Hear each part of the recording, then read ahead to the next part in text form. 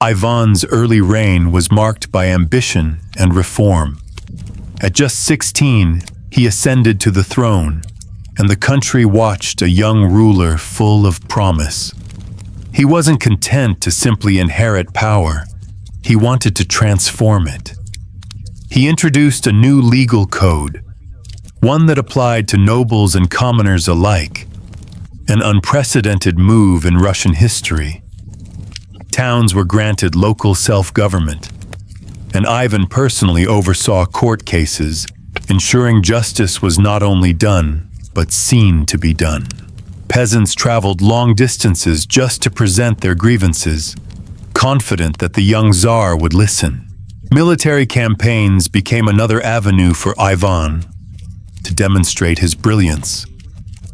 While other European rulers squabbled over borders and minor territories, Ivan was systematically expanding Russian influence. Kazan fell in 1552, Astrakhan in 1556, and the first steps of Siberian expansion began under his watch. Foreign ambassadors took note. Venice praised his memory and strategic mind. England sought military alliances, and even the Ottoman Empire showed a degree of respect unusual for Christian rulers. Ivan was building not just an empire, but a reputation for competence and vision.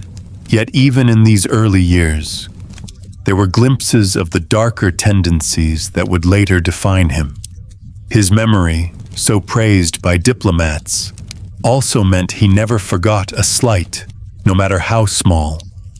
And while his reforms were admirable, his fascination with control hinted at an obsession that could easily tip into cruelty. For now, it was tempered by reason and a genuine concern for his people. Then, in 1560, everything changed. Anastasia Romanovna, Ivan's beloved wife, died suddenly after a brief illness. The official record cites natural complications, but Ivan was convinced she had been poisoned by envious nobles. The woman who had been his anchor, the one capable of calming his notorious temper, was gone. Without her, the brilliance of the young Tsar began to unravel. Her death didn't merely break his heart. It unmoored his mind. Ivan became suspicious of everyone around him, interpreting ordinary actions as plots against his throne. Advisors suggesting tax reforms were seen as conspirators. Foreign diplomats expressing interest in Russian affairs were labeled spies. Even mundane household routines were turned into exercises in paranoia. Silver spoons were used to test for poison. Sleeping quarters were rotated constantly, and lists of perceived enemies grew ever longer. Grief also bred cruelty. The Tsar, who once listened to peasants, now found twisted pleasure in orchestrating pain. He personally designed tortures, using them as both punishment and entertainment. Foreign observers began reporting that the once reasonable Ivan had become erratic, unpredictable, and dangerous. By 1564, Russia was effectively isolated from much of Europe, not through diplomacy, but because Ivan's own paranoia had constructed invisible walls around his empire. It was during these years that Ivan's grief transformed into a new form of power. He began to see fear as a tool, paranoia as a strategy, and cruelty as a method of governance. What had started as a promising young ruler's ambition was morphing into something far darker: the consolidation of absolute power through terror. The foundations of his future tyranny were laid not in open warfare, but in the silent manipulation of suspicion, grief, and control. This is the stage where Ivan the Terrible truly begins to take shape. A boy who survived trauma becomes a Tsar whose intelligence, ambition, and grief would eventually create an empire of fear. His people would come to love him, fear him, or both. But most would never forget the man who once had the promise of greatness and later the ability to terrify an entire nation. By 1565, Ivan's grief and paranoia had fully fused into a dangerous new vision of power. He decided that existing institutions, the traditional nobility, the courts, even the church, couldn't be trusted to enforce his authority. If loyalty couldn't be guaranteed, it had to be enforced. And so he created the oprichniki, his personal secret police and instruments of terror. The oprichniki were more than just enforcers. They were a carefully curated elite. Ivan handpicked men who were intelligent, loyal, and utterly ruthless. Some were minor nobles who'd been passed over for promotion, hungry for power, and willing to commit unspeakable acts to please their tsar. Others were mercenaries with brutal experience from conflicts across Europe. They were trained to carry out extreme interrogations, but the oprichniki weren't just about execution. They were a psychological weapon, dressed in black robes, riding black horses, and carrying brooms and severed dog heads. The oprichniki made a statement wherever they appeared. The broom symbolized sweeping away treason, while the dog head was a warning to anyone who dared oppose Ivan. Subtlety was never their strength. Intimidation was their purpose, and it worked. Villages, towns, and even nobles trembled under the shadow of this black-robed terror. One of the earliest demonstrations of their power came in 1570 in Novgorod.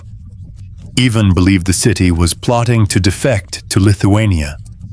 His evidence was flimsy at best, some suspicious correspondence likely forged by his own agents. But for Ivan, doubt was never an option. The oprichniki descended on Novgorod like a plague. For 5 weeks, they tortured, executed, and confiscated property with chilling efficiency. Estimates of the dead range from 2,700 to 12,000. Ivan himself reportedly observed much of it, taking notes not on strategy, but on the screams, the terror, the creative methods of torture. The spectacle was not merely enforcement, it was entertainment. Ivan arranged pavilions outside the torture sites, complete with food and wine for his inner circle. Accounts describe him applauding the suffering, even laughing when someone endured longer under torment than expected. For Ivan, cruelty had become a form of social theater, a macabre spectacle in which he was both playwright and audience. But the oprichniki were more than performers of brutality. They were a machine that fed on suspicion. Once empowered, they began finding enemies where none existed. Local nobles who had displeased the Tsar in minor ways were accused of treason. Foreign merchants who traded with the wrong city became spies. Every interrogation, every act of confiscation, further cemented Ivan's control. And yet, this machine was also uncontrollable. The oprichniki, designed to enforce loyalty through fear, eventually became a self-perpetuating cycle of terror. Ivan's reign of terror did more than kill. It destabilized the very foundations of Russian society. His paranoia isolated him from competent advisors, ruined diplomatic relations, and created fear-driven chaos among nobles and commoners alike. Russia's early promise under Ivan IV, the brilliant strategist, the reformer, the protector of the people, had been eclipsed by a Tsar whose empire was bound together not by loyalty, law, or love, but by terror. Even as the country suffered, Ivan remained deeply personal in his cruelty. Every suspicion, every imagined betrayal became an excuse to exercise absolute authority. Ordinary disagreements were read as conspiracy. Minor infractions, from misplaced loyalty to perceived defiance, were punishable by torture or death. Ivan had turned grief and paranoia into governance, showing the world that a ruler who lost his human anchor could bend an entire nation to his will through fear alone. And yet, amidst all this darkness, one relationship remained intact, or at least fragile. Ivan's eldest son, Ivan Ivanovich, grew up under the shadow of his father's tyranny.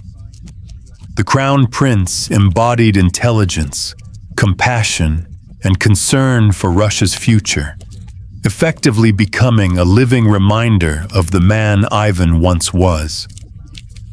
The young prince quietly countered some of his father's most extreme orders, saving lives and maintaining a semblance of humanity amid the chaos. But as anyone who has studied tyranny knows, paranoia does not respect family bonds. Even the presence of his son, the one person still capable of reason and loyalty, would not be enough to prevent the ultimate tragedy. Ivan's fear and grief were too powerful, too insidious. They would eventually turn inward, against the bloodline he had fought to protect and expand for decades. By late 1581, Ivan's paranoia had reached its horrifying peak. His own son, Ivan Ivanovich, the crown prince, his eldest heir, had become, in his father's eyes, a traitor. The young prince wasn't plotting rebellion. He was intelligent, capable, and genuinely concerned for Russia's future, quietly counteracting some of his father's more extreme orders to save lives and stabilize governance. But to Ivan the Terrible, logic and compassion were indistinguishable from treason. It all came to a head on November 16, 1581.